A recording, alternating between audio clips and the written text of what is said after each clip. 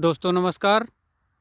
ये देखिए डीजल नलकूप बोरिंग है और इसका पंप हाउस बना हुआ है और इधर से डिलीवरी पाइप निकाली जाती है।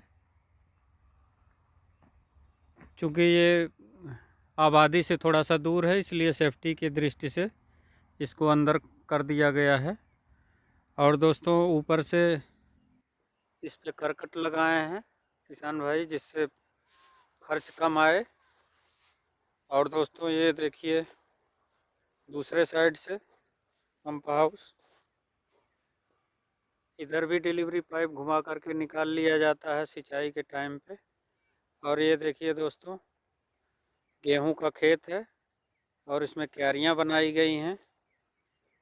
अभी आपको थोड़ा सा आगे का नज़ारा दिखाते हैं और इसके लाभ के बारे में बताते हैं कि जो डीजल नलकूप, ये मुख्यतः दोस्तों उथले नलकूप बोरिंग होती है जो कि 0 से लेकर के 100 फीट मानी गई है। और इससे ऊपर मध्यम गहरे नलकूप होता है जो 100 फीट से लेकर के 200 फीट होता है।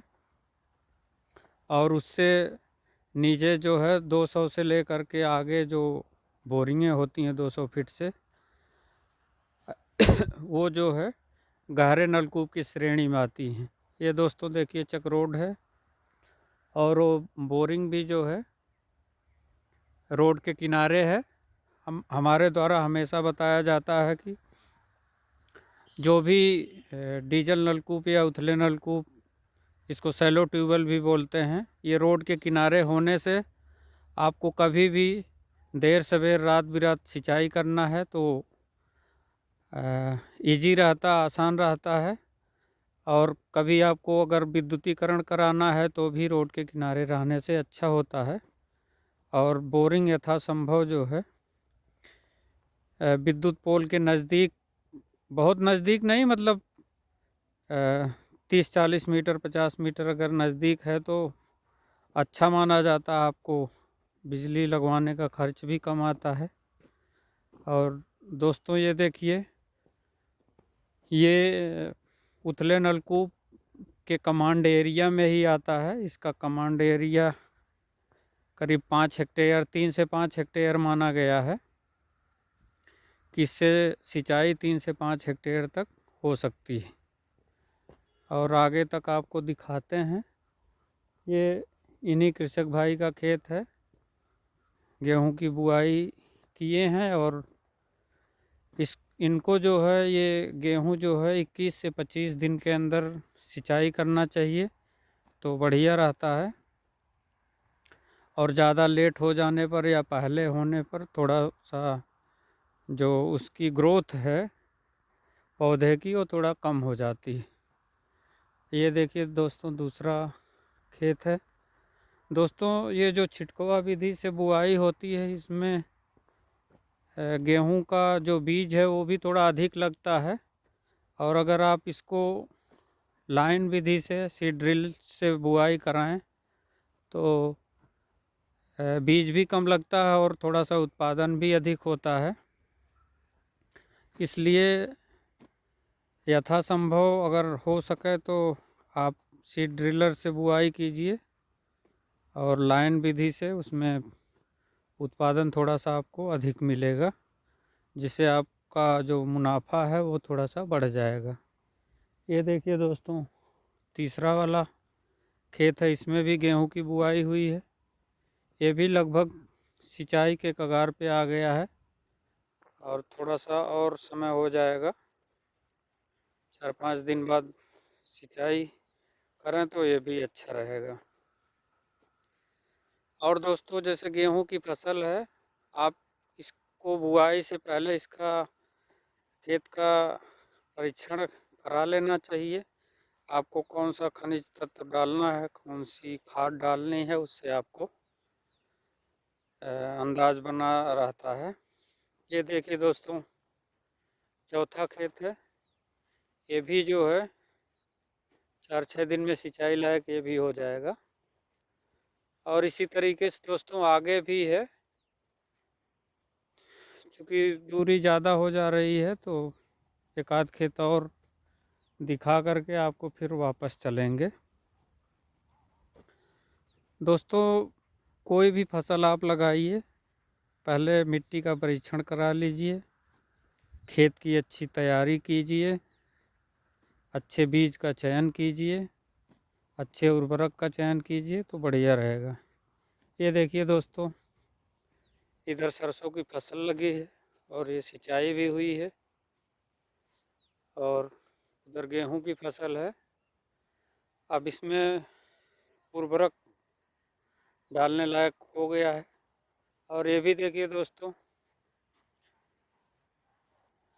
इसमें भी सरसों की बुआई किए हैं किसान भाई, लेकिन पहले से नमी कम थी इसलिए जमाव कम हुआ है। सिंचाई हो गई, अब जमाव हो जाएगा। और ये भी देखिए दोस्तों, ये गेहूं की फसल है, ये सिंचाई हुई है और इसमें अब उर्वरक की आवश्यकता है,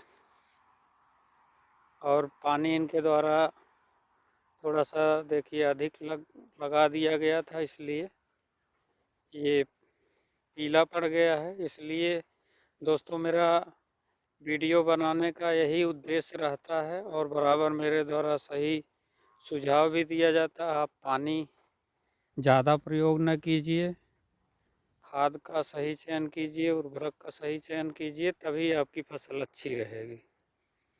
अब इसमें देखिए दोस्तों, पीलापन आ गया। अब इसमें दवा और खाद दोनों की आवश्यकता होगी, थोड़ा सा सूख जाए उसके बाद। ये देखिए दोस्तों, ये भी खेत है, इसकी भी सिंचाई हुई है। और कभी भी आपको बहुत, अब देखिए इतना बड़ा खेत है, कृषक भाई बहुत बड़ा बड़ा इसमें पाहा यानी क्यारी बनाए हैं। अब इसमें भी वो, अगर आपका छोटी छोटी क्यारी रहती है तो आपको सिंचाई में या पानी जो ज़्यादा लगता है वो कम ही लगेगा। और कोशिश करिए दोस्तों, खुली नाली से नहीं, प्लास्टिक की पाइप से सिंचाई करना चाहिए, या एचडीपी पाइप है जो ब्लैक वाली पाइप, जिसको लोकल भाषा में बरहार पाइप भी बोलते हैं, या स्प्रिंकलर सिस्टम अगर है आपके पास तो उसका प्रयोग कीजिए।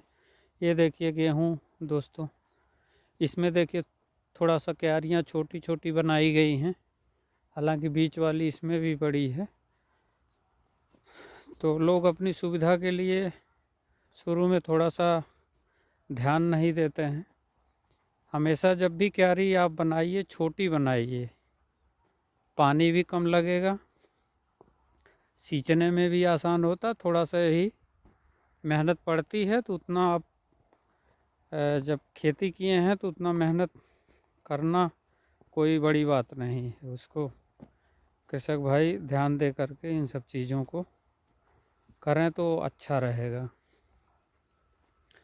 और दोस्तों, पहला जो पानी है गेहूं का, वो 21 दिन का स्टैंडर्ड टाइम है।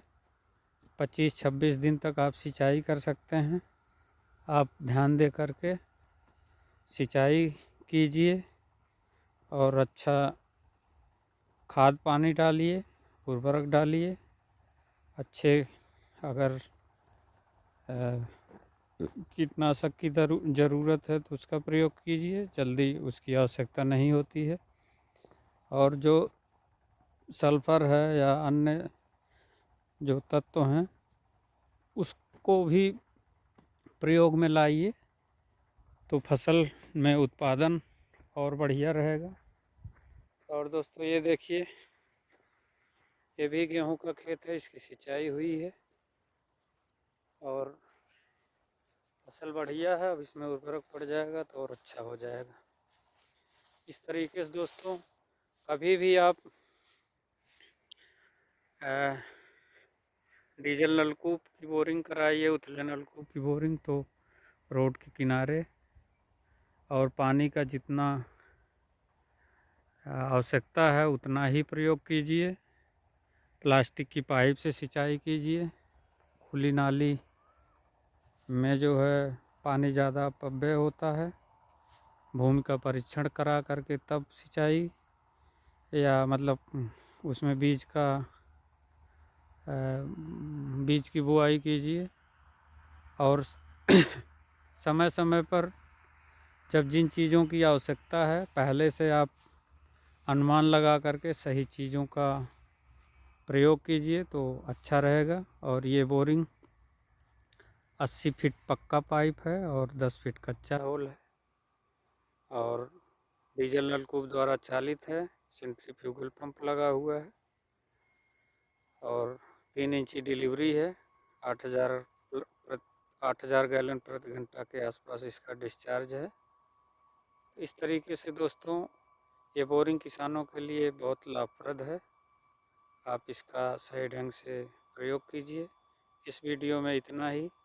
चैनल का नाम है इंजीनियर 1977। चैनल को लाइक कीजिए, सब्सक्राइब कीजिए। जय हिंद, जय भारत, जय जवान, जय किसान, जय विज्ञान।